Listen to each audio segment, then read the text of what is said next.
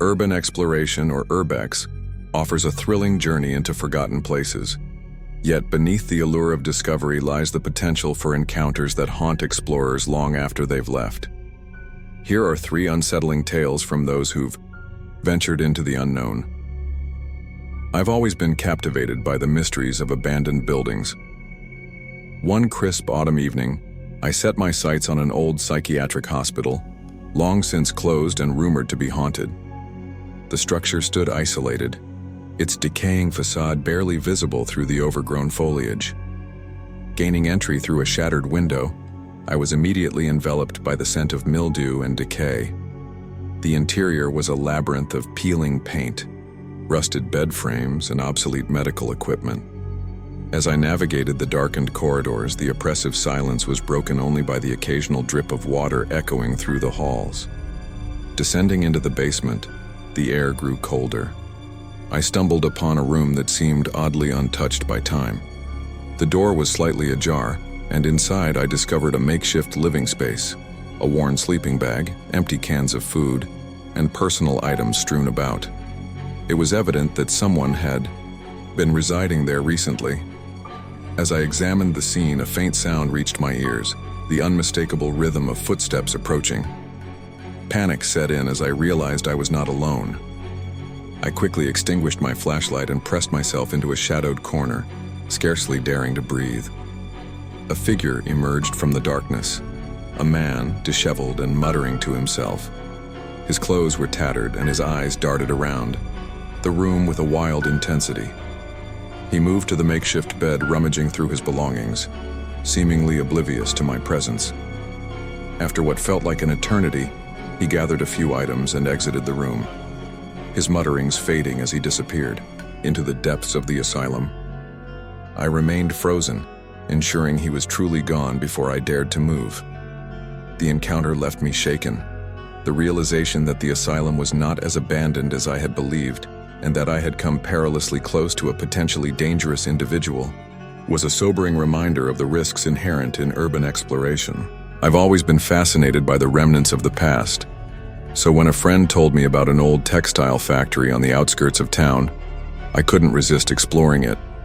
The building had been abandoned for decades, standing as a decaying monument to a bygone era. One evening, as a storm loomed on the horizon, I decided to make my move. The sky was a murky gray, and the air was thick with the promise of rain.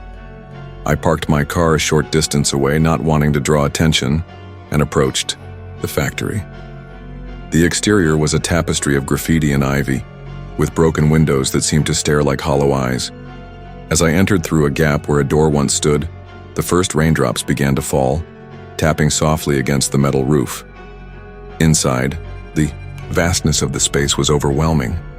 Old looms and spinning machines stood like silent sentinels, covered in layers of dust and rust. The air was musty, carrying the faint scent of oil and mildew.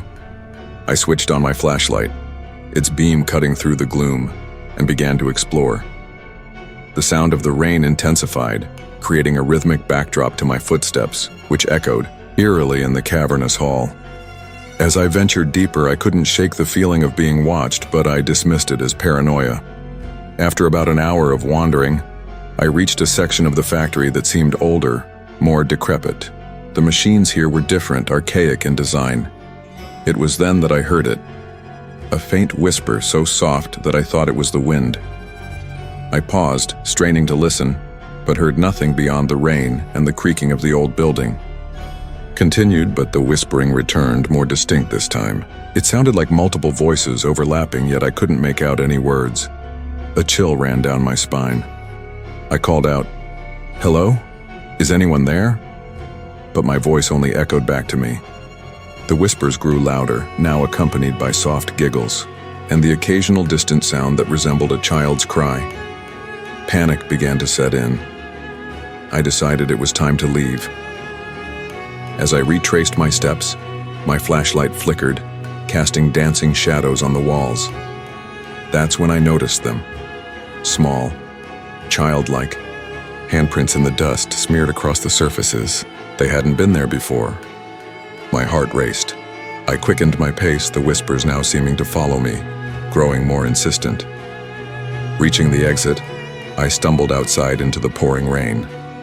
The whispers ceased abruptly, leaving only the sound of the storm. Drenched and shaken, I hurried to my car and drove away, glancing in the rearview mirror to ensure I wasn't being followed. To this day, I can't explain what I heard or saw in that factory, but the experience left me deeply unsettled. I've since become more cautious about exploring such places alone, always wondering what unseen entities might linger in the shadows of abandoned buildings. Our third story is the mansion's hidden chamber. During one of my explorations, I ventured into an abandoned mansion on the outskirts of town. The exterior was overgrown, with ivy crawling up the walls and trees casting long shadows over the decaying structure. Despite its dilapidated state, the mansion's architecture hinted at its former grandeur, with tall, arched windows and intricate stonework. As I approached, the air was thick with the scent of damp earth and rotting wood. The front door, once grand and imposing, now hung loosely on its hinges, creaking softly as I pushed it open. Inside, the silence was palpable, broken only by the occasional drip of water seeping through the cracked ceiling. I moved cautiously, from room to room, documenting the remnants of a bygone era. Faded photographs adorned the walls, capturing moments of a family long gone. Antique furniture covered in dust and cobwebs stood as silent witnesses to the passage of time. A grand piano, its keys yellowed and strings broken, sat forlornly in what must have been a lavish drawing room. In the master bedroom, a sense of melancholy hung heavy in the air. The once opulent bed was now a decaying mess, with its canopy torn and mattress exposed to the elements. As I scanned the room, my attention was drawn to a large wardrobe pushed against the wall at an odd angle, as if hastily moved. Curiosity piqued, I approached the wardrobe and noticed scratch marks on the floor, suggesting it had been moved frequently. With some effort, I managed to slide it aside, revealing a hidden door concealed behind it. The door was old and weathered, with a rusty padlock securing it. Determined to uncover its secrets, I searched the room and found a heavy, ornate candlestick, which I used to break the brittle lock. The door creaked open, revealing a narrow, spiraling staircase descending into darkness. A musty, cold draft wafted up from the depths, carrying with it an unsettling sense of foreboding. With my flashlight in hand, I began my descent, each step groaning under my weight. The walls of the staircase were damp and covered in a thin layer of slime, making the journey treacherous. As I reached the bottom, I found myself in a small, windowless room, the air thick with an acrid, metallic scent.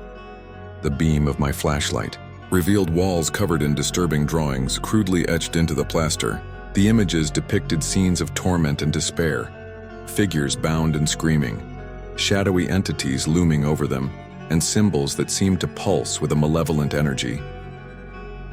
In the center of the room stood a heavy wooden table, its surface marred, with deep grooves and stains that had long since darkened to a rusty brown. Leather restraints were affixed to its corners, and scattered around were various sharp instruments, their blades dulled with age but still menacing. A sense of dread washed over me as the realization of the room's purpose settled in. This was no ordinary cellar or storage space. It was a chamber designed for sinister rituals or torturous acts. The oppressive atmosphere seemed to press down on me, making it hard to breathe. As I stood frozen, a faint sound reached my ears, a soft, almost imperceptible whisper, like the rustling of distant leaves. Straining to listen, I couldn't discern any words, but the tone was unmistakably mournful, a lament from the shadows. Panic began to set in. The walls seemed to close in, and the darkness grew thicker, as if alive. An overwhelming urge to flee took hold. I turned and raced back up the staircase, my footsteps echoing loudly in the confined space. Reaching the master bedroom, I didn't pause to catch my breath. I shoved the wardrobe back into place, as if trying to seal away the malevolent presence below, and hurried out of the mansion, not daring to look back. The images from that hidden room haunted my dreams for weeks. I would wake in a cold sweat, the whispered lament still echoing in my mind. The experience was a chilling reminder of the darkness that can lurk behind closed doors, and the secrets that some places keep hidden from the world. Conclusion: Urban. Exploration offers a glimpse into forgotten worlds, but sometimes these places hold more than just memories. They can harbor secrets, echoing the past's darkest moments. Always tread carefully, for you never know what or who you might encounter.